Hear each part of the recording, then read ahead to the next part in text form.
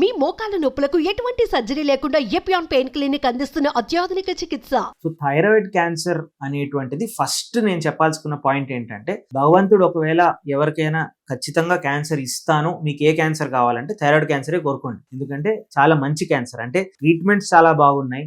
ఒకవేళ తర్వాత ఈ క్యాన్సర్ వచ్చినా కూడా దాని తర్వాత మేము డిటెక్ట్ చేసేటువంటి టెక్నిక్స్ బాగున్నాయి, ఫైనల్ అవుట్కమ్స్ కూడా చాలా బాగున్నాయి. కానీ థైరాయిడ్ క్యాన్సర్స్ గురించి మాట్లాడుకుంటే ముందు మనం థైరాయిడ్ ప్రాబ్లమ్స్ గురించి బ్రీఫ్ గా టచ్ చేయాలి. ఎందుకంటే థైరాయిడ్ ప్రాబ్లమ్స్ అనేవి చాలా కామన్. ప్రతి ఒక్క హౌస్ హోల్డ్ లో, ప్రతి ఒక్క ఫ్యామిలీ మెంబర్ కి, చాలా మందికి థైరాయిడ్ ప్రాబ్లం ఉంటుంది. కానీ జనరల్ పబ్లిక్ లో ఏమనుకుంటారంటే అన్ని థైరాయిడ్ ప్రాబ్లమ్స్ ఒకే రకమైన ప్రాబ్లమ్స్ అనుకుంటూ ఉంటారు. ఇది తప్పు. థైరాయిడ్ లో మెయిన్లీ 2 రకాల ప్రాబ్లమ్స్ ఉంటాయి.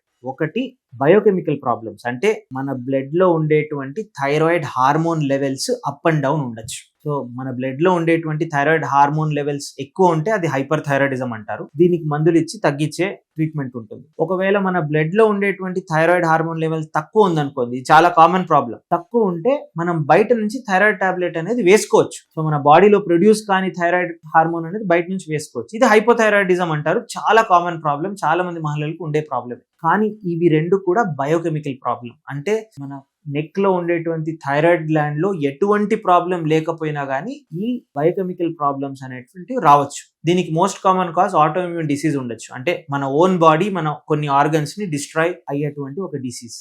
Second type of problem thyroid లో ఏం రావచ్చు అంటే స్ట్రక్చరల్ ప్రాబ్లం. అంటే మన థైరాయిడ్ గ్లాండ్ నెక్ లో ఉంటుంది, ఒక బటర్ఫ్లై షేప్డ్ గ్లాండ్ అనుకోండి. అందులో వేరే ఎక్కడైనా బ్రెస్ట్ లో కానీ వేరే ఆర్గన్ లో కానీ ఎట్లా గడ్డలు రావచ్చో అలాగనే థైరాయిడ్ లో కూడా గడ్డలు రావచ్చు. వీటిని థైరాయిడ్ నాడ్యూల్స్ అంటారు. సో ఈ థైరాయిడ్ నాడ్యూల్స్ కి ట్రీట్మెంట్ వేరే. నార్మలీ బయోకెమికల్ ప్రాబ్లమ్స్ టాబ్లెట్స్ తో ట్రీట్ చేశారంటే థైరాయిడ్ నాడ్యూల్స్ ని మనం సర్జరీతో కానీ, లేదంటే సర్జరీ అవసరమా లేదా అని ఫస్ట్ డిటర్మైన్ చేస్తాము. అవసరం ఉంటే సర్జరీతోనే ట్రీట్ చేయాలి. సో ఈ థైరాయిడ్ నాడ్యూల్స్ ఎవరికైనా వచ్చిందంటే నార్మల్ గా డాక్టర్ గారి దగ్గరికి వెళ్ళినప్పుడు ఒక సింపుల్ అల్ట్రాసౌండ్ అనేది చేస్తాం. అల్ట్రాసౌండ్ అంటే స్కానింగ్. ఆ స్కానింగ్ లో ఏం తెలుస్తుందంటే ఈ థైరాయిడ్ లో వచ్చేటువంటి గడ్డలు క్యాన్సర్ లక్షణాలు ఉన్నాయా లేదంటే క్యాన్సర్ లక్షణాలు లేవా. ఒకవేళ క్యాన్సర్ లక్షణాలు లేవనుకోండి, నార్మల్ గా ఏమంటామంటే చిన్న గడ్డలు ఉంటే వదిలేసేయండి, ఏం కాదు అంటాం. ఒకవేళ చాలా పెద్దగా కనిపిస్తుంది అనుకోండి, ఆపరేషన్ కి వెళ్ళొచ్చని సజెస్ట్ చేస్తాం. అదే ఆపోజిట్, ఒకవేళ క్యాన్సర్ లక్షణాలు ఉన్నాయనుకోండి, అప్పుడు చిన్నదైనా పెద్దదైనా better to go for a surgery. ఎందుకంటే సర్జరీతోనే ఫైనల్ డయాగ్నోసిస్ అనేది మనకు వస్తుంది. స్కాన్ లో మనకు ఓన్లీ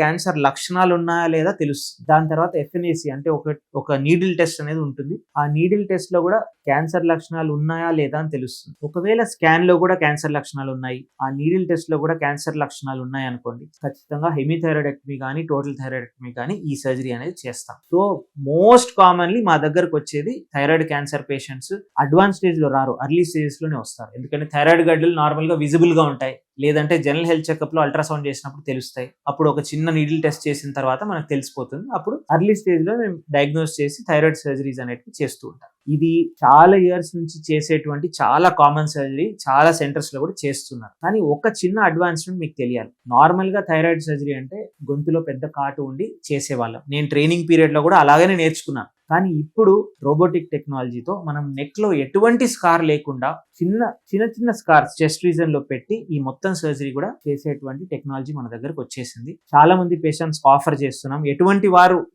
దీనికోసమే వస్తున్నారంటే యంగ్స్టర్స్, యాక్టర్స్, లేదంటే బయట జాబ్ చేస్తూ ఉంటారు, వాళ్ళకి ఇక్కడ స్కార్ ఉండేటువంటి ఫోబియా వద్దు బయటకు పోవడానికి. ఇటువంటి వారికి సేమ్ వే ఓపెన్ సర్జరీ ఎంత సేఫో రోబోటిక్ సర్జరీ కూడా థైరాయిడెక్టమీకి అంతే సేఫ్. ఇన్ఫాక్ట్ కొంచెం టైం ఎక్కువ పట్టచ్చు, కానీ ప్రిసిషన్ కానీ ఆ మ్యాగ్నిఫికేషన్ కానీ చిన్న నరాలు మేము ఐడెంటిఫై చేసి ప్రిజర్వ్ చేసేటువంటి టెక్నిక్స్ కానీ ఎవ్రీథింగ్ ఇస్ సేఫ్.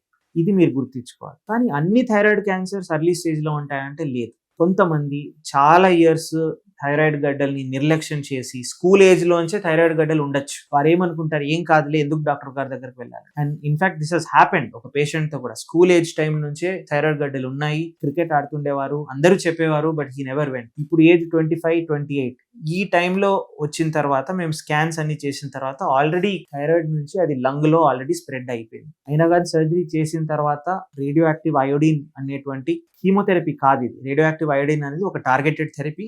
ఇది కరెక్ట్ గా వెళ్ళి ఎక్కడైనా మన బాడీలో థైరాయిడ్ సెల్స్ ఉన్నాయా లేదా అక్కడే యాక్ట్ అవుతుంది. సో సర్జరీ తర్వాత రేడియో యాక్టివ్ అయోడిన్ ఇచ్చాము. ఇప్పుడు చాలా మటుకు రెస్పాన్స్ అయితే వచ్చింది. కానీ అర్లీ స్టేజ్ లో ఐడెంటిఫై చేస్తే ఇన్ఫాక్ట్ ఇది ట్రీట్మెంట్ చేసేటువంటి chances 100%. So why should you lose that opportunity? So thyroid లో ఏ గడ్డ వచ్చినా కానీ దేర్ ఆర్ స్టాండర్డైజ్ ప్రోటోకాల్స్. మీ డాక్టర్ గారి దగ్గరికి వెళ్తే అల్ట్రాసౌండ్ ఎఫ్ఎన్ఏసి చేయించుకోండి. అందులో సస్పిషియస్ గా ఉంటే ఏం ట్రీట్మెంట్ చెప్తారో అది ఫాలో అవ్వడం, that is the best way forward.